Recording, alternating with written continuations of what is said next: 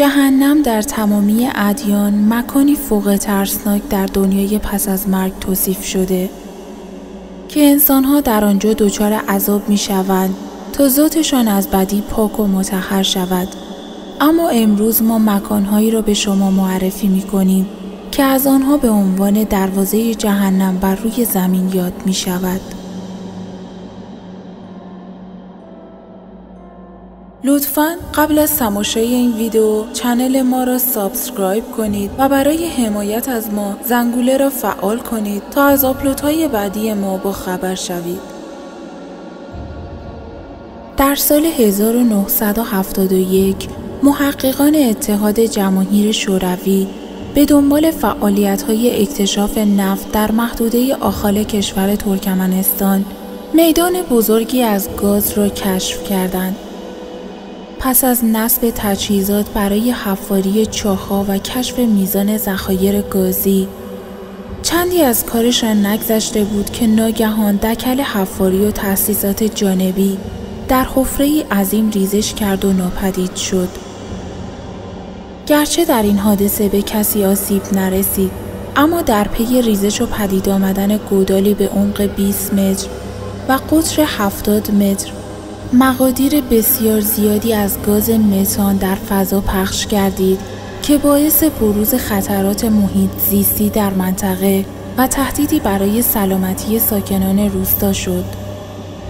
به علت سمی بودن گازها، متخصصان به جای کنترل مخزن با هزینه‌های سنگین تصمیم به سوزاندن آنها گرفتند، چرا که در چنین حالاتی که کنترل منابع نشت گاز غیر ممکن یا پرهزینه باشد، راه حل بعدی سوزاندن گازهای سمی است.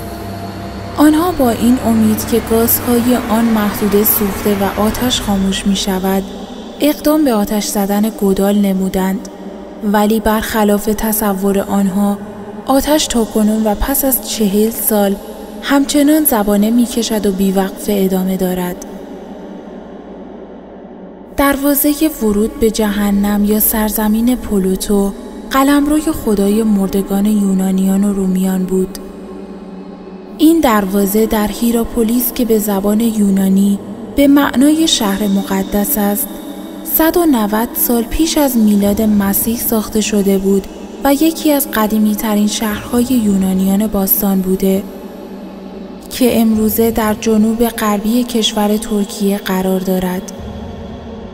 رومیان و یونانیان باستان معتقد بودند که آنجا دروازه ورود به دنیای مردگان و جهنم است و بر همین اساس حیوانات زیادی از جمله گاوها را در آنجا قربانی می‌کردند.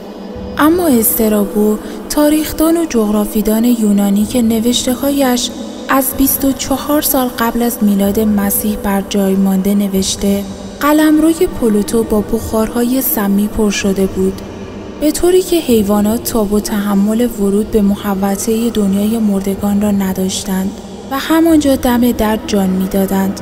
او می‌گوید خودش گنجشک‌هایی را به قلمروی مردگان انداخته و دیده که فوراً جان باختند. او همچنین نوشته تنها روحانیون معتقد به کیبله الهی باروری می‌توانستند بی آنکه صدمه‌ای ببینند وارد محوطه درونی دروازه پلوتو شوند، که البته این موضوع خود بسیار جای بحث دارد، زیرا تمام کسانی که وارد محوطه پلوتو می شدند پس از گذشت زمان اندکی جان خود را از دست می دادند. این اتفاق عجیب حتی برای استرابو نیز شگفت‌آور بوده، زیرا او در ادامه نوشته این ویژگی یا به دلیل توانایی‌های خدادادی آن روحانیون بود یا اینکه آنها توانایی‌های بدنی خاصی داشتند و می‌توانستند نفس خود را به هنگام ورود به محوطه بخارها حبس کنند. به گفته باستانشناسان، زائران در اطراف حوضچه آب معبد مراسمی برگزار کرده و می‌خوابیدند، چرا که فاصله این مکان از دروازه به اندازه‌ای بود که آنها تحت تاثیر بخارهای موجود قرار گرفته و می توانستند روشنبینی‌های معنوی و پیشگویی‌هایی داشته باشند. حتی امروزه نیز اثر مرگ آور این دروازه جهنمی وجود دارد و حین حفاری‌ها تعداد زیادی پرنده که وارد دهانه قلمروی پلوتو شده بودند جان باختند.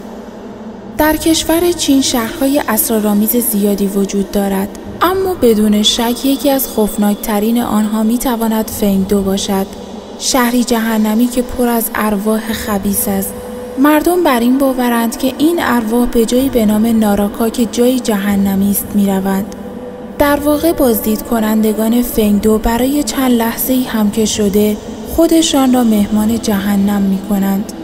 در این شهر مجسمه ها و تندیس های زیادی وجود دارد که نشان دهنده عذاب های الهی هستند. خیابان ها و میدان های فنگ-دو از این مجسمه ها پر شده و به طور خلاصه باید گفت در آنجا شما هر آن حس می کنید در یک قدمی مرگ هستید و دروازه جهنم به رویتان باز شده. فنگ-دو جهنمی است که ارواح در حال شکنجه را نشان می دهد. اما مطمئناً اصلی ترین دیدنی فنگ-دو مجسمه پادشاه ارواح است که روی تپه هاست و در دل کوه کنده‌کاری شده و به گونه‌ای است که صورت آن رو به شهر است. این مجسمه با ارتفاع 138 متر بزرگترین مجسمه صخره‌ای دنیا محسوب می شود. با توجه به اسطوره‌ها، ارواح تازه درگذشتگان باید از پل درماندگی گذر کنند تا مورد قضاوت واقع شوند. سپس در مقابل آینه مجازات قرار می‌گیرند تا یا به مرحله تناسخ بروند و یا سفر پرعذاب و شکنجه خود را برای پاک شدن و آماده شدن برای تناسخ طی کنند. تمامی مکان‌هایی که در این ویدیو به آنها اشاره کردیم وجه اشتراکشان باستانی بودن آنهاست و گفته می شود که اگر کسی بتواند به دروازه اصلی ورود کند می تواند به دنیای دیگر وارد شود. اینطور که پیداست انسان‌های باستان از چیزهایی اطلاع داشتند که دانشمندان عصر ما با تمام تکنولوژی که در اختیار دارند نمی توانند آنها را رمزگشایی کنند، که البته این همان موضوعی است که باعث شک و شبهه می شود که آیا چیزهایی که آنها به ما می گویند حقیقت است یا نه. در ادامه فیلم هایی را به شما معرفی می کنیم که امیدواریم از دیدن آنها لذت ببرید.